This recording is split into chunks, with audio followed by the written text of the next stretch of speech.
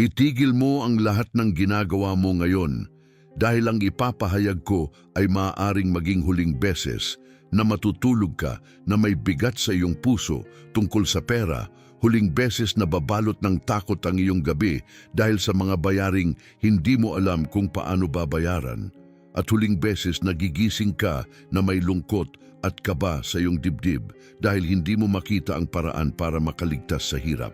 Ang panalangin ito ay hindi pangkaraniwan, hindi ito simpleng salita. Ito ay susing espiritual na bumubukas sa yaman at kasaganaan na darating ng mas mabilis kaysa sa inaakala mo. Hindi ito bukas, hindi sa susunod na linggo, hindi sa kung kailan mo pagustuhin.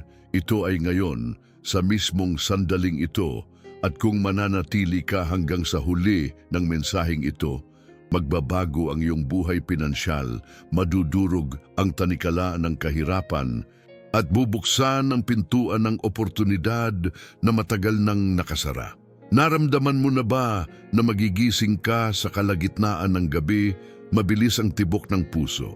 Dahil ramdam mo ang bigat ng mga utang at suliranin, at sa katahimikan ng gabi, mas lalong lumalakas ang tinig ng iyong mga takot, umiiyak ka ng palihim para walang makapansin, ngumiti ka sa harap ng iba, pero sa loob ay basag ka.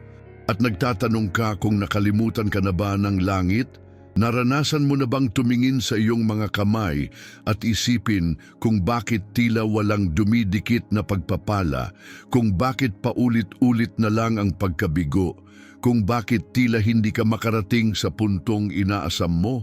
Kung oo, ang panalangin ito ay para sa iyo, para sa pusong sugatan, ngunit nananatiling umaasa, para sa kaluluwang pagod, ngunit hindi sumusuko, para sa espiritong halos maubos, ngunit naniniwala pa rin na may darating na bukas na mas magaan at mas maliwanag. Ito ay hindi tungkol sa swerte, hindi tungkol sa tsamba, at hindi tungkol sa walang laman na pangako. Ito ay tungkol sa espiritual na batas na inilagay ng Diyos mula pa sa simula ng panahon, batas na hindi kayang sirain ng tao, at batas na gumagalaw kapag ang isang anak ng Diyos ay naniniwala at lumapit ng buong puso. Ang panalangin ito ay hindi basta dasal lamang, kundi isa itong pahayag ng pananampalataya na kumikilos sa kaitaasan, gumigising sa mga anghel, at pumipigil sa lahat ng hadlang na nakaharang sa iyong kasaganaan. Ang bawat salitang bibigkasin dito ay tulad ng martilyo na sumisira sa pader ng kakulangan at kahirapan, tulad ng apoy na tinutunaw ang yelo ng pagkakatigil ng iyong mga oportunidad, at tulad ng liwanag na pumapawi sa kadiliman ng kawalan ng pag-asa.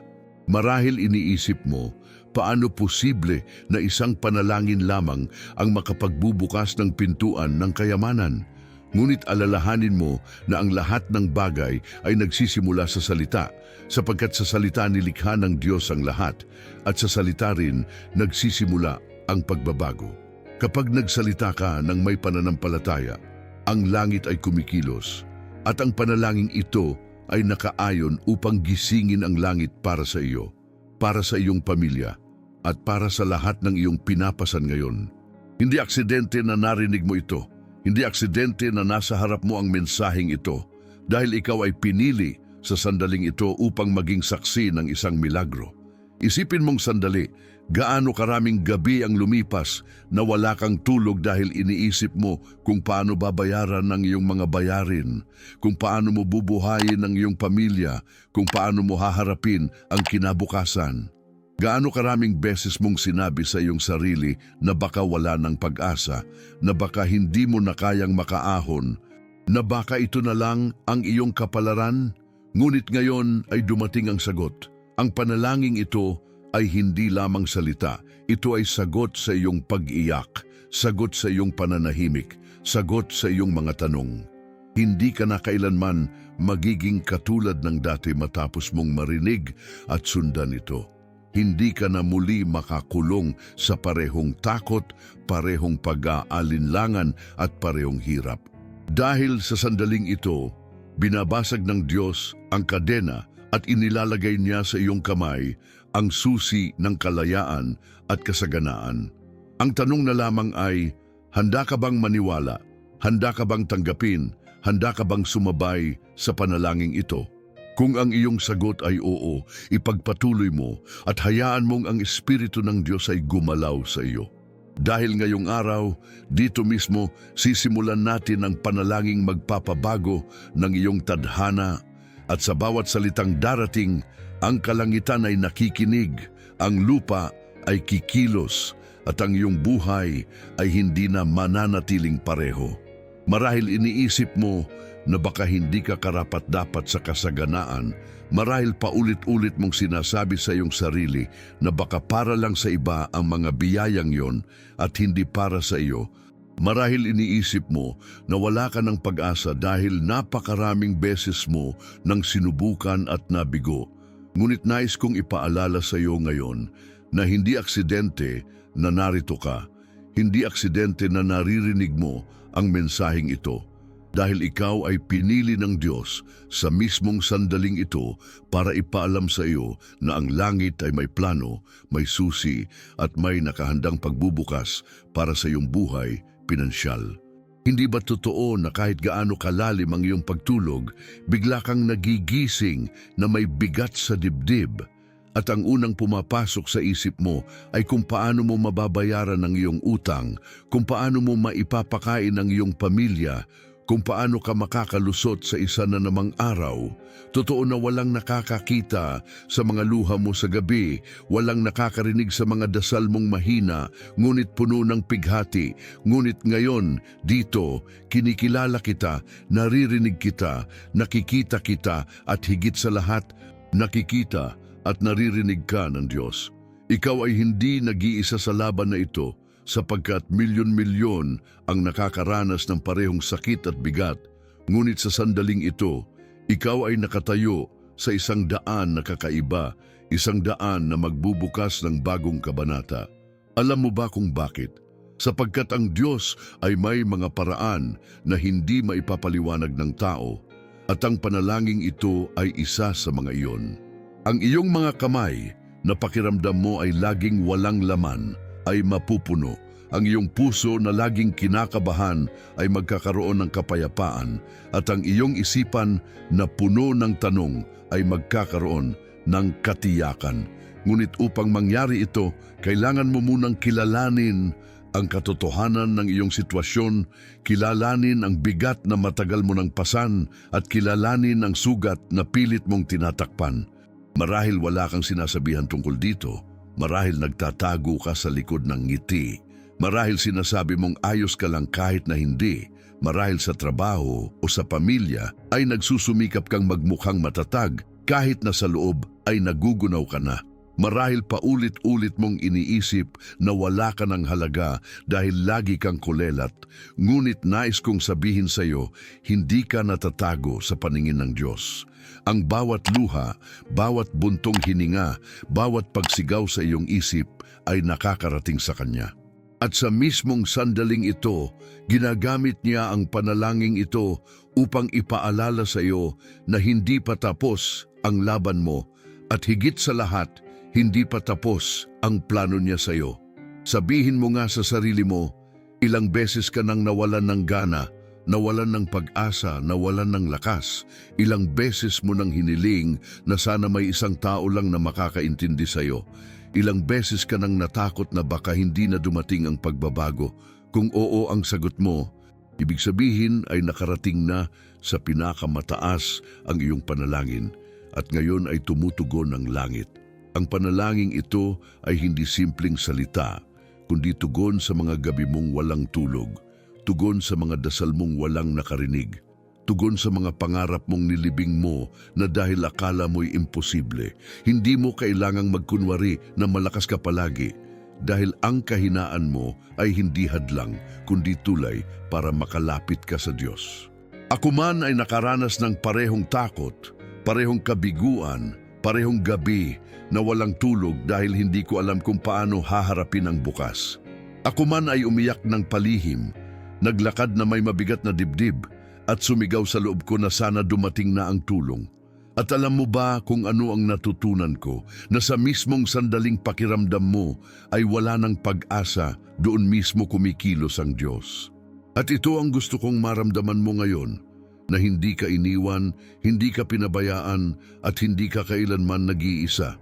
Kung ang puso mo ay sumisigaw ng tulong, kung ang kaluluwa mo ay nanghihina, kung ang isipan mo ay puno ng takot, ibig sabihin ay handa ka nang tanggapin ang biyayang matagal nang nakalaan para sa iyo. Huwag mong hayaan ang mga nakaraang pagkatalo na maging tanikala para sa iyo. Huwag mong hayaan ang mga pangyayaring sumira sa iyong tiwala na maging hadlang sa iyong bukas. Huwag mong hayaan ang mga tinig na nagsasabing hindi mo kaya na maging mas malakas kaysa sa tinig ng Diyos na nagsasabing kaya mo, makakaya mo at makakabangon ka. Ngayon ay nakaupo ka rito, nakikinig sa mensaheng ito at hindi mo dapat maliitin iyon. Hindi lahat ay binibigyan ng pagkakataong marinig ang susing ito. Hindi lahat ay dinala ng Diyos sa ganitong mensahe, ngunit ikaw ay narito. Bakit? Dahil may plano, may sagot at may pagbubukas na hindi na kayang ipagpaliban. Ang oras mo ay ngayon, ang araw mo ay ngayon, at ang panalangin ito ay para sa iyo. Kaya bago tayo pumasok sa mismong panalangin, bago tayo humiling ng yaman at kasaganaan, huminga ka ng malalim at aminin sa sarili mo. Pagod ka na, sawa ka na, tapos ka na sa kahirapan. At ngayong inamin mo na, ngayong umamin ang puso mo na handa ka ng lumaya, doon magsisimula ang pagdaloy ng yaman at pagpapala. Ngayon ay dumating na tayo sa punto kung saan maraming tao ang nabibigo dahil hindi nila natutuklasan ang susi. Hindi nila alam na may nakatagong kapangyarihan sa panalangin na hindi lamang basta salita, kundi isang pintuan na nagbubukas ng kayamanan at kasaganaan. At ngayon ay ipapahayag ko sa iyo ang lihim na ito na sa loob ng maraming taon ay nakatago.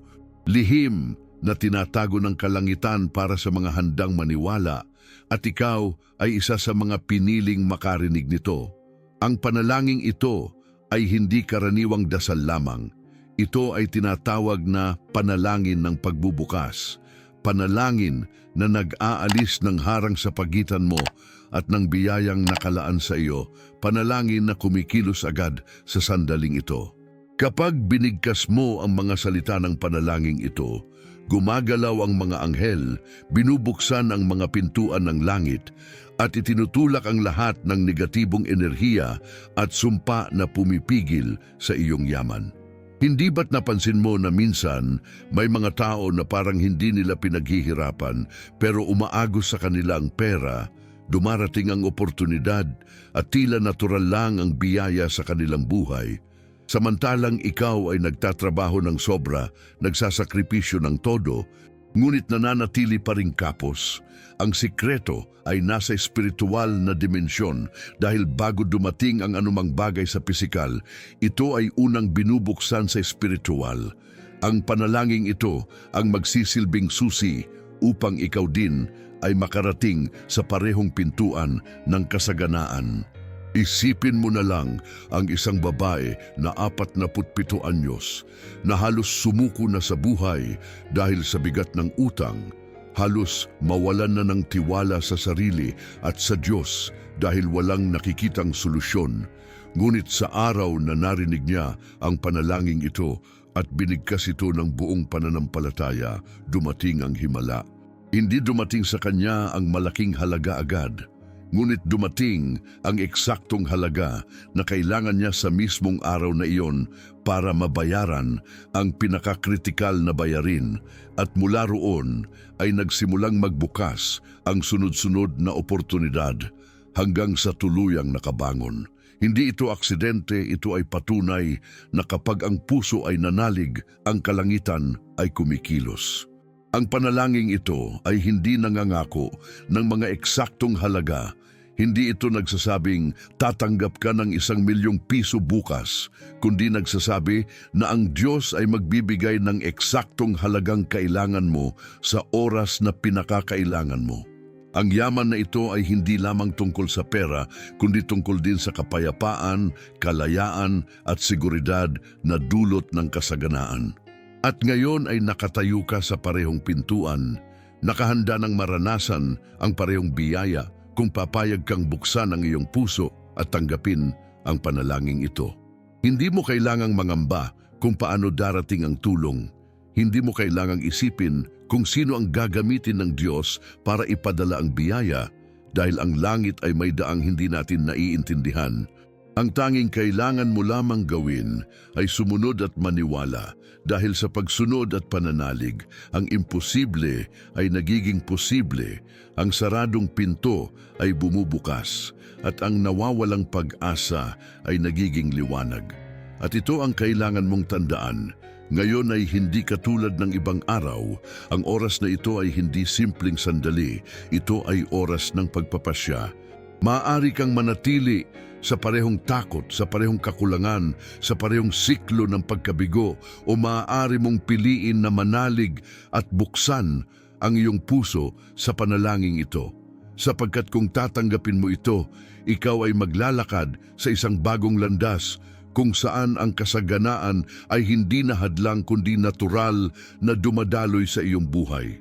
Ngayon ay inaanyayahan kitang sabihin sa iyong sarili, handa na ako.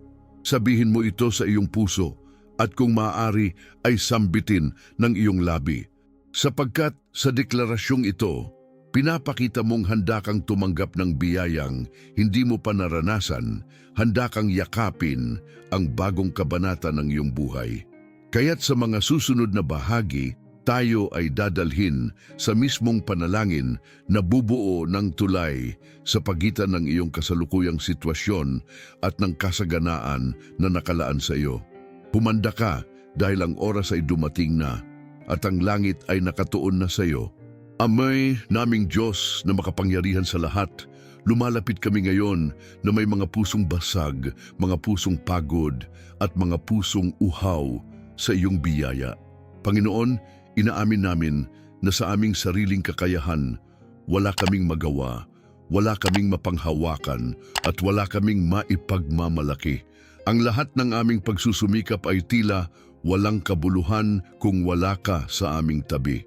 Kaya sa sandaling ito, tinataas namin ang aming mga kamay, tinatanggap namin na kami ay mahina, at inilalapit namin sa iyo ang lahat ng aming alalahanin, lahat ng aming sakit, at lahat ng aming kakulangan. Panginoon, ikaw lamang ang aming pag-asa, ikaw lamang ang aming sagot, at ikaw lamang ang aming kayamanan na hindi mauubos. Panginoon, maraming gabi na kami ay nagising na may bigat sa dibdib. Maraming araw na kami ay naglakad na may luha sa aming mga mata.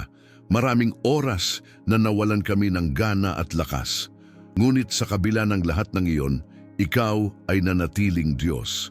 Ikaw ay nanatiling tapat at ikaw ay nanatiling handang sumaklolo. Ngayon, kami ay lumalapit sa iyo, hindi para magyabang, hindi para magpanggap, kundi para umamin na kami ay talunan kung wala ka. At sa aming pag-amin, naniniwala kami na ang iyong kamay ay gagalaw, na ang iyong espiritu ay kikilos, at na ang iyong kaluwalhatian ay magliliwanag sa aming mga buhay. Ama, narito kami na may mga pusong sugatan, mga pusong halos sumuko na, ngunit ngayon ay bumabalik sa iyo na may pag-asa. Inaalay namin sa iyo ang lahat ng aming utang, lahat ng aming kakulangan, lahat ng takot na bumabalot sa amin, at lahat ng kasalanan na pumipigil sa amin. Linisin mo kami, Panginoon. Hugasan mo kami ng iyong banal na dugo at alisin ang lahat ng hadlang na nakatayo sa pagitan namin at ng iyong pagpapala. Sapagkat hindi namin kayang umusad kung kami ay nakakulong sa tanikala ng kahapon. Kaya ngayong gabi, ngayong araw, sa mismong oras na ito, winawasak namin sa iyong pangalan ang lahat ng sumpa, lahat ng pagkakakulong at lahat ng pagkakahadlang. Panginoon, ibinubulong ng aming puso, pagod na kami. Pagod na kami sa paulit-ulit na siklo ng kakulangan. Pagod na kami sa bawat araw na hindi namin alam kung saan kukuha ng panggastos. Pagod na kami sa bawat gabing walang tulog dahil sa bigat ng mga bayarin. Ngunit sa kabila ng pagod na ito, mayroong liwanag, sapagkat ang iyong salita ay nagsasabing ang mga umaasa sa iyo ay hindi mabibigo.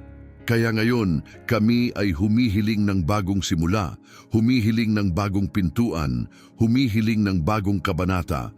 Ama, sinasabi ng iba na imposibleng mabago ang aming kalagayan. Sinasabi ng mundo na wala na kaming pag-asa. Sinasabi ng mga kaaway na kami ay talunan na.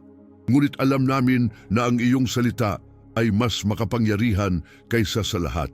Ang sabi mo, ako ang daan, ang katotohanan at ang buhay. Ang sabi mo, walang imposible sa akin. At ang sabi mo, huwag kang matakot sapagkat ako ay kasama mo. Kaya't sa iyong mga salita, Panginoon, kami ay kumakapit. Hindi kami kumakapit sa aming sariling lakas, hindi sa aming sariling talino, kundi sa iyong kapangyarihan na walang hanggan. Ama, ngayon ay idinideklara namin na ang yaman ng langit ay magsisimulang dumaloy sa aming mga buhay. Hindi ayon sa aming kagustuhan, kundi ayon sa iyong banal na plano. Idinideklara namin na ang bawat saradong pintuan ay bubukas, ang bawat naantalang biyaya ay aagos, at ang bawat pagkakakulong sa kahirapan ay mawawasak. Idinideklara namin na kami ay hindi nilikha para mabuhay sa kakulangan, kundi nilikha para magbigay karangalan sa iyo sa pamamagitan ng kasaganaan at katapatan. Ama, sa sandaling ito, binabanggit namin ang aming mga pamilya. Huwag mo pong hayaang magutom ang aming mga anak. Huwag mo pong hayaang mawalan ng pag-asa ang aming mga asawa. Huwag mo pong hayaang tuluyang masira ang aming mga pamilya dahil sa kakulangan ng pera. Panginoon, Ikaw ang aming tagapagkaloob, Ikaw ang aming pastor, Ikaw ang aming ama, at alam namin na hindi mo kami pababayaan. Kaya't ngayon, sa mismong oras na ito, hinihiling namin na Ikaw ay magpadala ng himala, magpadala ng kasaganaan at magpadala ng bagong pintuan ng oportunidad. Ama, kung minsan ay nahihiya kaming lumapit sa iyo dahil sa aming mga kasalanan, dahil sa aming mga pagkakamali, dahil sa aming mga kahinaan, ngunit ang biyaya mo ay higit pa sa lahat ng iyon. Ang pag-ibig mo ay hindi nasusukat at ang kapatawaran mo ay walang hanggan. Kaya ngayon, humihingi kami ng kapatawaran. Linisin mo kami, Panginoon. Hugasan mo kami ng iyong dugo at gawin mo kaming karapat-dapat na tumanggap ng biyaya. At sa aming pagtanggap, naniniwala kami na ang kalangitan ay magsisimulang bumukas, na ang ulan ng pagpapala ay magsisimulang bumuhos, at na ang aming buhay ay hindi na muling magiging katulad ng dati. Ngayon, Ama, inihahayag namin ang aming pananampalataya. Hindi kami nananalangin bilang mga talunan, kundi bilang mga anak ng Diyos.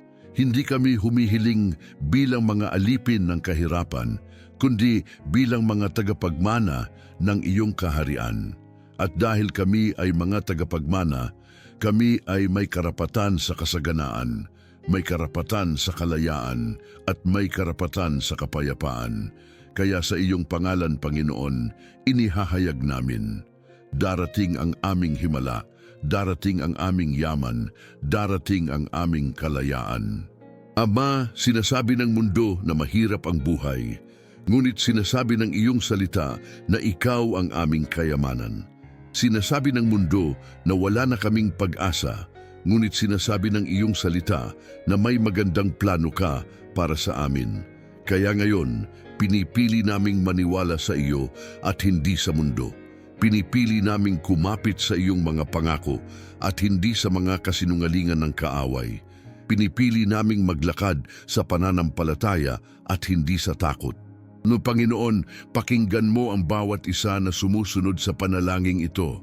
Huwag mong hayaang matapos ang araw na ito nang hindi nila nararanasan ang iyong himala. Ipakita mo sa kanila na ikaw ay Diyos na buhay, Diyos na tapat, at Diyos na nagmamahal. At sa oras na matanggap nila ang kanilang biyaya, Naway hindi nila ito ituring na kanila lamang, kundi gamitin nila ito para magbigay karangalan sa iyo at magbigay tulong sa iba. Ama, ikaw ang simula at ikaw ang wakas. Ikaw ang pinagmumulan ng lahat ng bagay. Kaya ngayon, iniaalay namin sa iyo ang lahat. Ang aming mga luha, ang aming mga takot, ang aming mga pangarap at ang aming mga hinaharap. Sapagkat alam namin na sa iyong mga kamay, walang masasayang, walang mawawala at walang imposible. At ngayon, Ama, buong puso naming idinideklara, ang aming pagpapala ay darating. Sabihin ito ngayon ng bawat isa, ang aking pagpapala ay darating. Ulitin ito hanggang sa maramdaman ng iyong puso, hanggang sa maniwala ang iyong kaluluwa, hanggang sa maramdaman mo na ang himala ay nasa iyong pintuan. Sabihin mong muli, ang aking pagpapala ay darating. Ama, salamat sa iyong walang hanggang pag-ibig. Salamat sa iyong walang sawang katapatan. Salamat sa iyong walang kapantay na biyaya. At ngayon, humihiling kami na ikaw ang maging liwanag sa aming mga paa. Ikaw ang maging lakas sa aming kahinaan at ikaw ang maging sagot sa aming panalangin. Sapagkat sa iyo lamang namin nakikita ang tunay na kayamanan, ang tunay na kalayaan at ang tunay na kapayapaan. At sa huli, Panginoon, idinideklara namin na kami ay malaya na mula sa kahirapan, kami ay malaya na mula sa utang, at kami ay malaya na mula sa takot. At sa iyong pangalan, tinatanggap namin ang aming kasaganaan, tinatanggap namin ang aming kayamanan, at tinatanggap namin ang aming himala. Ngayon ay dumating na tayo sa pinakamatinding sandali ng panalangin ito, ang oras kung saan ang lahat ng iyong naramdaman mula sa simula ay nagtatagpo, kung saan ang bigat ng iyong dibdib ay nagsisimulang mawala, at kung saan ang Espiritu ng Diyos ay kumikilos ng mas malakas kaysa kailanman. Huwag mong hayaang lumipas ang sandaling ito na parang isa lamang karaniwang oras, dahil ito ang mismong oras na nagbabago ang iyong kapalaran. Pakinggan mong mabuti sapagkat ang mga salitang ito ay hindi lamang para sa iyong tainga, kundi para sa iyong puso at iyong kaluluwa. Nararamdaman mo ba ang kakaibang kapayapaan na dumarating ngayon? Ramdam mo ba ang init na bumabalot sa iyo na parang may liwanag na pumapasok sa iyong silid at pumupuno sa iyong buong katawan? Iyan ay hindi imahinasyon, iyan ay hindi aksidente, iyan ay mismong presensya ng Diyos na nagsasabing, "Anak, hindi na muling magiging pareho ang iyong buhay mula sa araw na ito." Ang pintuan ng kasaganaan ay bukas na at ang mga biyayang matagal mo nang hinihintay ay bumababa na mula sa langit patungo sa iyo. Sa sandaling ito, idinideklara ko kasama mo. Ang iyong pagpapala ay darating ngayon. Hindi bukas, hindi sa susunod na linggo, hindi sa malayong hinaharap, kundi ngayon. Sabihin mo sa iyong sarili, sa iyong puso, at kung maaari ay isambit ng iyong labi, darating na ang aking pagpapala. Sabihin mong muli, hanggang maramdaman mong gumagalaw ang himala, darating na ang aking pagpapala. Ang mga tanikala ng kahirapan ay nababasag na, ang mga hadlang ng kawalan ay natutunaw na, at ang mga pinto ng langit ay bumubukas na ng malawak. Ang lahat ng sinabi ng mundo na imposible ay nagiging posible sa mismong oras na ito.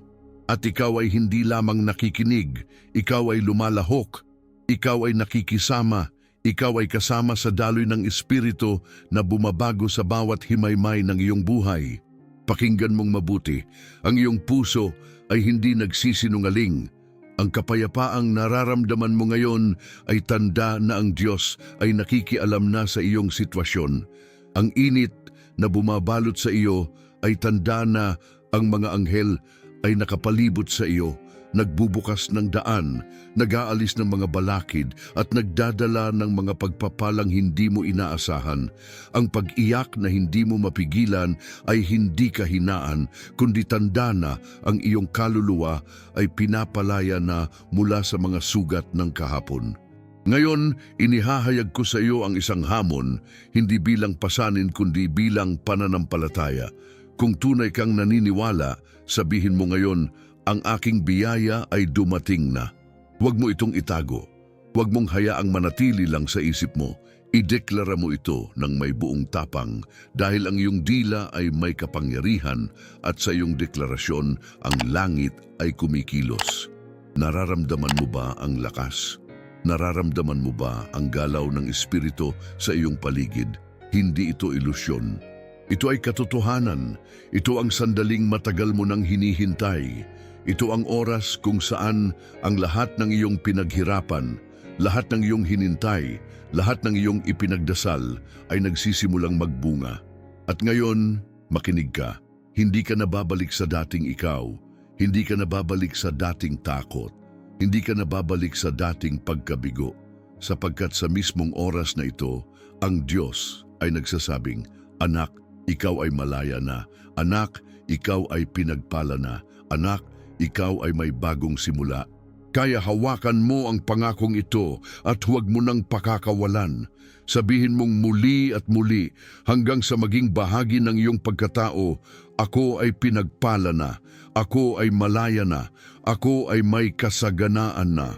At habang sinasabi mo ito, mararamdaman mong unti-unti nang nawawala ang lahat ng bigat, unti-unti nang natatanggal ang lahat ng tanikala, at unti-unti nang lumalakas ang iyong pananampalataya.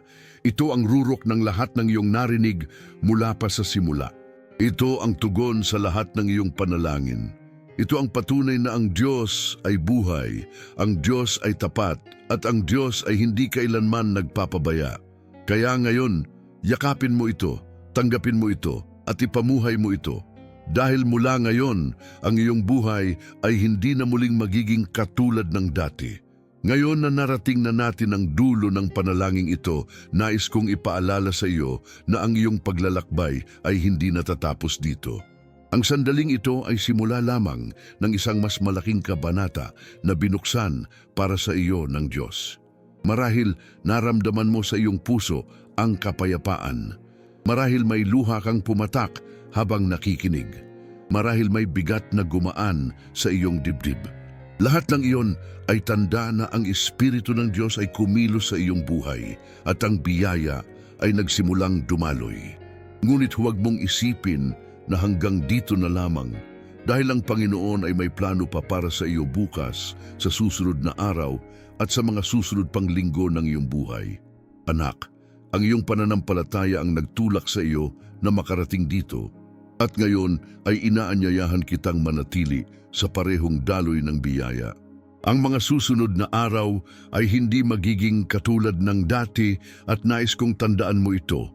Ikaw ay hindi iniwan ng Diyos, hindi ka nakalimutan ng langit at hindi ka kailanman mawawalan ng pagkakataon para umunlad. Ngayon ay tumanggap ka ng panimulang apoy ng kasaganaan, ngunit ito ay kailangan mong panatilihin sa pamamagitan ng patuloy na pananalangin, patuloy na pagtitiwala at patuloy na pakikinig sa mga mensahe ng Diyos. Sa tuwing mararamdaman mong bumabalik ang takot o pangamba, ulitin mo ang iyong deklarasyon. Ako ay pinagpala na, ako ay malaya na, ako ay may kasaganaan na. Ang mga salitang ito ay hindi lamang simpleng pangungusap, kundi mga binhi ng pananampalataya na patuloy na tutubo sa iyong puso hanggang sa makita mo ang bunga sa iyong harapan. At huwag mong kalimutan na sa tuwing inuulit mo ito, hindi ka nag-iisa, sapagkat milyon-milyon ang sumasabay sa panalangin ito, bumubuo ng isang kadena ng pananampalataya na hindi kayang sirain ng anumang puwersa ng kahirapan o kawalan. At ngayon, nais kong ipabaon sa iyo ang isang paalala. Ang iyong tagumpay ay hindi para sa iyo lamang, kundi para maging patotoo na ang Diyos ay buhay. Kapag dumating ang pagpapala sa iyo, gamitin mo ito hindi lamang para sa iyong sarili, kundi para din makatulong sa iba. Ang iyong yaman ay magiging daan para may makakain ang nagugutom, may damit ang nangangailangan, at may tahanan ang walang masilungan. Ang kasaganaan mo ay magiging liwanag para sa iba at sa paggawa nito, lalo pang bubuhos ang pagpapala sa iyo. Ngayon ay inaanyayahan kitang gawin ang isang simpleng hakbang ng pananampalataya. Kung tunay na naramdaman mo ang panalangin ito, isulat mo sa iyong isip at sa iyong puso ang mga salitang ito. Dumating na ang aking tagumpay.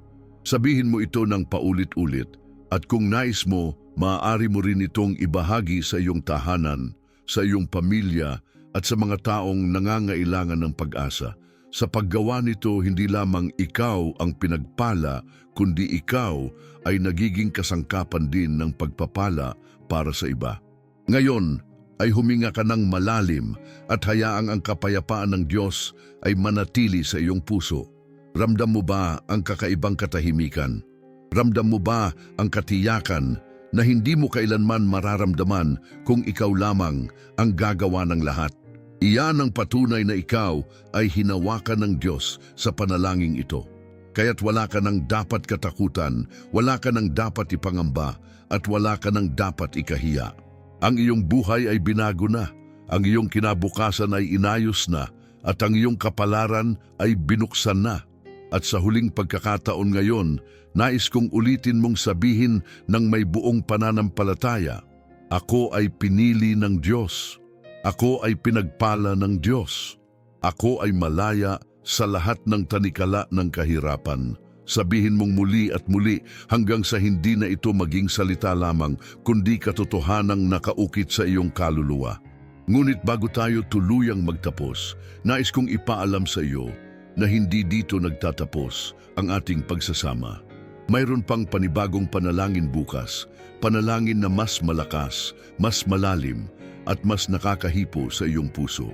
Kung sa araw na ito ay nakatanggap ka ng kapayapaan, bukas ay may darating pang mas malaking biyaya. Kaya't huwag mong palalampasin ang pagkakataon. Tandaan mo, bawat araw na lumilipas ay bahagi ng plano ng Diyos para sa iyong buhay at ang bukas ay isa na namang hakbang papalapit sa iyong ganap na kasaganaan. Ngayon ay iniimbitahan kitang manatili sa daloy na ito ng pananampalataya. Huwag mong hayaan na matapos dito ang iyong pakikinig. Bumalik ka bukas dahil mayroon pang panalangin na inihanda para sa iyo. At kung tunay mong naramdaman ang panalangin ito, maaari mong sabihin sa iyong puso, ako ay babalik dahil nais kong manatili sa presensya ng Diyos. Sa pagtatapos ng panalangin ito, maririnig mo ang malumanay na musika na magdadala ng kapayapaan sa iyong kaluluwa. Hayaan mong ang himig na iyon ay maging paalala na kahit matapos ang mga salita, ang Espiritu ng Diyos ay mananatili sa iyo. At kung sakaling may oras ka, maaari mong balikan ang panalangin ng nakaraang araw dahil ito ay konektado sa panalangin ito at magpapatibay pa ng iyong pananampalataya. Anak, ikaw ay mahalaga. Anak, ikaw ay pinili. Anak, ikaw ay pinagpala. Huwag mo nang hayaang makalimutan mo ang katotohanan ito. Sa bawat araw na haharapin mo mula ngayon, dalhin mo sa iyong puso ang paalala na hindi ka nag-iisa at ang Diyos ay kasama mo sa bawat hakbang. At ngayon, bilang huling salita sa ating panalangin ngayong araw, nais kong ibulong mo sa iyong puso at kung maaari, sambitin ng iyong labi, ako ay handa na para sa bagong yugto ng aking buhay. Sabihin mo ito at mararamdaman mo na ikaw ay tinatatakan ng Espiritu ng Diyos para sa bagong simula, bagong kabanata at bagong kasaganaan. Kaya't sa huli, nais kong iwan sa iyo ang isang mensahe. Kung narating mo ang puntong ito, tandaan mo na hindi aksidente ang lahat. Ikaw ay pinili, ikaw ay dinala, at ikaw ay binuksan ng Diyos para sa mas malaking bagay. Kaya manatili kang matatag, manatili kang tapat, at manatili kang nananalig. Sapagkat mula ngayon, ang iyong buhay ay hindi na muling magiging pareho.